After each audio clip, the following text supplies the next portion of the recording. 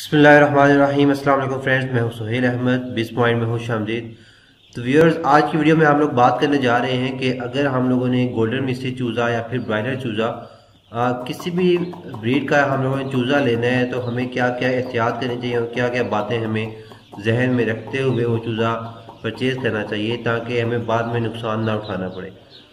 लेकिन हम लोगों में स्टार्टिंग में ही हम लोग क्या सोच लेते हैं कि हम लोग चूज़ा लेंगे, देन उस पर मेहनत करेंगे, उसको अच्छी फीड देंगे, उसकी इन्वायरमेंट अच्छी रखेंगे तो इंशाल्लाह हमें वहाँ से फ़ायदा होगा। इन्वायरमेंट अच्छी रखना और उसके अलावा जो फीड है वो भी अच्छी होनी चाहिए, प्रॉपर वैक्सीनेटेड होना चाहिए। वो चीज़ें भी आपकी लाजिम हैं, लेकिन उसके साथ साथ सबसे पहला काम ये आता है कि आपका चूज़ा जो है उसकी सेहत के हवाले से और उसमें कुछ चीज़ें जो है आपके माइंड में लाजमी होनी चाहिए, उसके मुताबिक आप लोगों ने चूज़ा ख़रीदना है ताकि आप लोग नुकसान से बच सकें। सबसे पहले जो चीज़ आप लोगों ने देखनी है कि आपका जो चूज़ा है वो स्टार्टर नहीं होना चाहिए।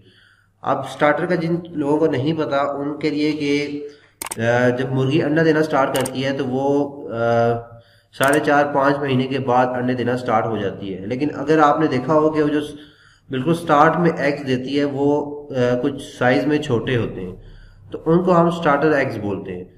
अब उन स्टार्टर एग्स को अगर हैचरी वाले या फिर कोई भी बंदा जो है मुर्गी के नीचे रख के, क्रुक मुर्गी के नीचे या फिर मशीन में ही रख के अगर वहां से चूजे निकालता है तो उन चूजों को भी हम स्टार्टर चूजा ही बोलेंगे।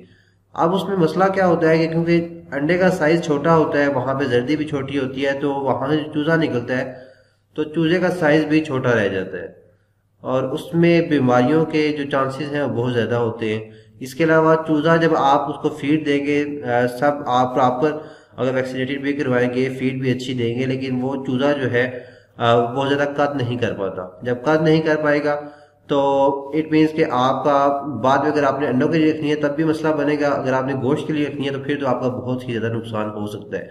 क्योंकि जब एक चूज़ा कद नहीं कर पा रहा तो इट मीन्स उसका वेट जो है बहुत कम रह जाएगा। तो आपको अगर आपने गोश्त के लिए सेल करनी है तो फिर तो आपको बहुत ही ज़्यादा नुकसान हो सकता है।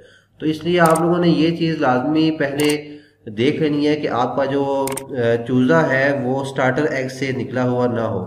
तो ये आप जिस भी बंदे से लेंगे वहाँ पे आप लोगों ने पहले ये चीज़ें तय कर लेनी है कि हमें जो चूज़ा चाहिए वो कम से कम बड़ी मुर्गी का चाहिए और वहाँ से ही हम लोगों ने आपसे परचेज करना है। अब जो बड़ी मुर्गी है वो आपके कम से कम कितनी एज की हो तो वो ओके हो जाएगी। तो जिस मुर्गी की एज आप लोगों ने देखनी है कि उसके एज जो है वो 7 to 8 मंथ जो है वो ओल्ड होनी चाहिए। तो ये आप देख लें कि आपका जो मुर्गी है वो चौथे से 5वें महीने में अंडे देना स्टार्ट हो जाती है, तो इट मीन्स कि 7 to 8 मंथ में उसको अंडे देते हुए 3 से 4 महीने हो चुके होंगे। अब जो एग का साइज है वो एक प्रॉपर जो एग होता है उस साइज में आ चुका होगा। तो अब उस एग से जो चूजा निकलेगा वो भी इंशाल्लाह एक बेहतर होगा, उसका साइज भी अच्छा होगा। बाकी क्योंकि लाइव स्टॉक है, अब इसमें हम ये नहीं कह सकते कि स्टार्टर चूजा जो है वो लाजमी बीमार ही होगा, जो आपके जो बड़े साइज का चूजा है वो बीमार नहीं होगा। लेकिन जितनी हम लोगों ने नुकसान से बच सकते हैं और जो चीज़ें हम लोगों ने देखनी होती हैं वो कम से कम देख के उसके बाद हम अल्लाह पे भरोसा करके अपना बिजनेस स्टार्ट करते हैं। तो ये कुछ चीज़ें हैं जो आप लोगों ने लाजमी देखते रहने हैं। तो जब आप लोग एक बड़े साइज का चूज़ा लेंगे तो उसमें डेथ रेशियो भी जो है वो कम होती है, वो खुद को संभाल सकता है। तो जो बिल्कुल ही छोटे साइज का चूज़ा होगा उसको खुद को संभालते हुए भी बहुत सी मुश्किलात आती हैं। देन जो दूसरी चीज़ आप लोगों ने देखनी है कि जब आप चूज़ा खरीदेंगे तो उसके पाँव देख लेने हैं। उसके पाँव पे किसी किस्म के निशान नहीं होने चाहिए। समटाइम आपने देखा होगा कि जब चूज़ा हम लोग खरीदते हैं तो आप उस चूज़े के पाँव पे ब्लैक कलर के निशान आपको नजर आते होंगे। अगर आप लोगों ने ऐसा कोई आपका एक्सपीरियंस नहीं है तो आप लोग नेट पे सर्च भी कर सकते हैं। तो आपको जो चूज़े के पाँव है बिल्कुल येलो होने चाहिए, उसमें किसी किस्म के निशान ना हो। अगर निशान है तो इट मीन्स कि चूज़ा जो है वो क्लास ए से बिलोंग नहीं करता, एक अच्छी नस्ल का भी आप कह सकते हैं, या फिर ये भी कह सकते हैं कि आपका चूज़ा जो है बाद में जाके बीमार हो सकता है, लंगड़ापन भी उसमें आ सकता है, बहुत सी बीमारियां मजीद भी अटैक कर सकती है। तो ये भी आप लोगों ने दूसरा जो है ज़हन नशीन रखना है कि आप लोगों ने पाँव लाजमी उसके देख लेने हैं। थर्ड वन जो आप लोगों ने बात जहन नशीन रखनी है वो ये है कि जब आप चूज़ा लेंगे तो आपने एक ही फार्म से एक ही जगह से चूजा परचेज करना है। ऐसा नहीं है कि आपने 10% चूजा जो है किसी एक फार्म से परचेज कर लिया, देन 10% चूजा किसी दूसरे फार्म से परचेज कर लिया। तो मुख्तलिफ जगह से जब आप लोग चूजे परचेज करेंगे तो मुख्तलिफ किस्म की बीमारियां जो है वो अटैक कर सकती हैं। अब वो होगा क्या कि सपोज किया कि किसी एक फार्म में जस्ट एक ही कोई छोटी मोटी बीमारी थी, अब दूसरे फार्म में किसी दूसरे किस्म की छोटी मोटी बीमारी थी जो कि वहां पे ही रहते हुए चूजे उसको संभाल पा रहे थे, मतलब कि उनमें कुव्वत मुदाफत जो थी उस बीमारी को हैंडल करने में थी। लेकिन अब वो जो मुख्तलिफ किस्म के चूजे आपस में मिलेंगे तो मुख्तलिफ किस्म की छोटी छोटी बीमारियां मिल के चूजों को, अब वो 5-6 किस्म की बीमारियां लग चुकी होंगी तो अब उनमें कुव्वत मुदाफत जो है उन 5-6 बीमारियों के मुकाबले में बहुत कम रह जाएगी और उस वजह से आपका नुकसान बहुत ज्यादा हो सकता है। ठीक है, तो इसलिए आप लोगों ने ये लाजमी तहिया कर लेना है कि आप जो चूजा ले रहे हैं वो एक ही जगह से लें। अब जिस जगह से आप लोग चूजा ले रहे हैं वहां की इन्वायरमेंट भी आप लोगों ने देख लेनी है कि वहां की इन्वायरमेंट बहुत गंदी नहीं होनी चाहिए, सफाई सुथराई का थोड़ा बहुत ख्याल होना चाहिए वहां पे, तो इंशाल्लाह आप लोग नुकसान से बच सकते हैं।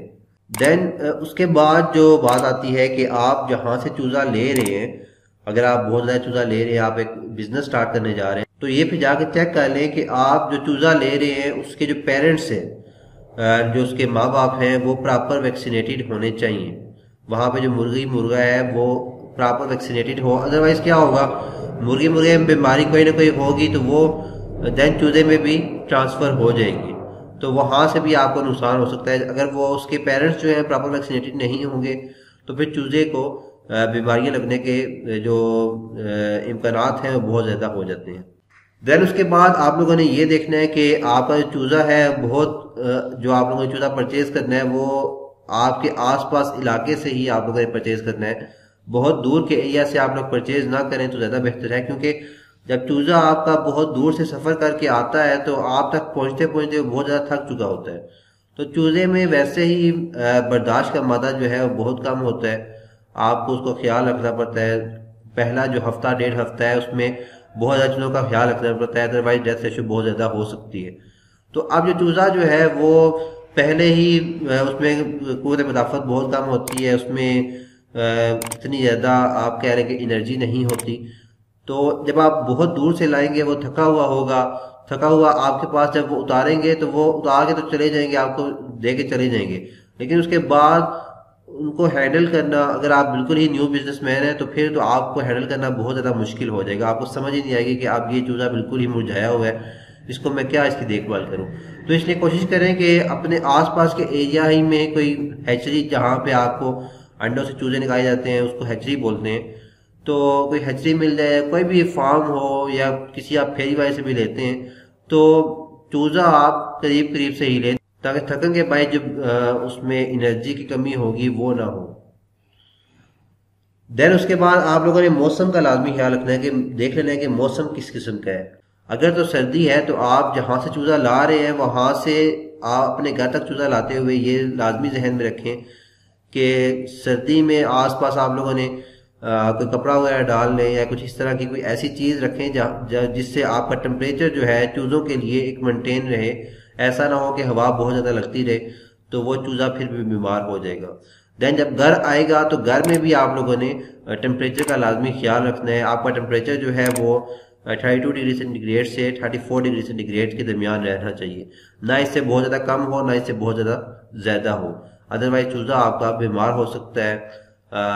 देन अगर गर्मी है तो आप लोगों ने जब चूजा ला रहे हैं तो आप लोगों ने देखना है कि हवा की हमदुराफ थोड़ी बहुत होनी चाहिए, बहुत ज्यादा हबस ना हो, ताकि चूजा जो है वो, हबस से कैसे पता लगेगा, अगर चूजा बहुत ज्यादा तेज से सांस ले रहा है तो इट मीन कि चूजे का जो सांस है वो रुक रहा है, वो कोशिश कर रहा है सांस लेने की, तो वहां पे भी आपके लिए इशू बन सकते हैं।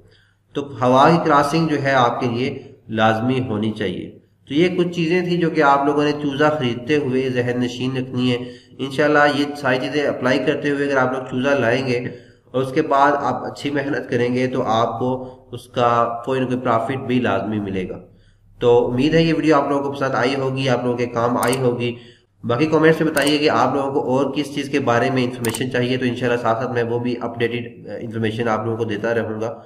अगर वीडियो पसंद आई हो तो वीडियो को लाइक कर दीजिए, चैनल को सब्सक्राइब कर दीजिए और सब्सक्राइब करने के बाद जो बेल आइकन आएगा उस पर क्लिक करके ऑल पे क्लिक कर देंगे तो जो भी न्यू वीडियो मैं अपलोड करूंगा उसका नोटिफिकेशन भी आप लोगों को उसी वक्त मिल जाया करेगा। उसका फायदा क्या होगा कि यहाँ पे मैं एक तो पोल्ट्री से रिलेटेड बहुत ज्यादा वीडियो डालता रहता हूँ क्योंकि अपना फार्म है। इसके अलावा और भी online business, offline business ideas में यहाँ पे आपको देता रहता हूँ।